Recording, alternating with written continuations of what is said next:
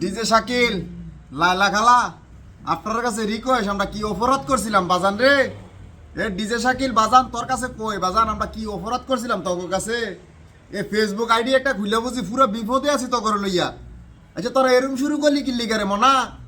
মনা তোর তোর মার তোর বেড়ি যদি বয়সকালে বিয়ে হইতো তোর সাথে বড় ফলাই থাকতো বেটা।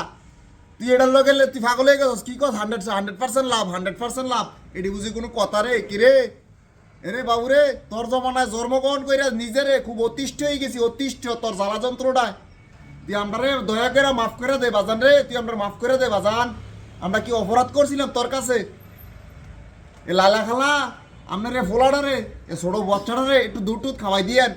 এটা নিয়ে যে অবস্থা শুরু করছে কয় বেকার জীবনটা 100% লাভ। বউরে তুই কি টমেটো ছবি টবি লাগাইয়া ঠিকই একটা অবস্থা শুরু করে দিছস।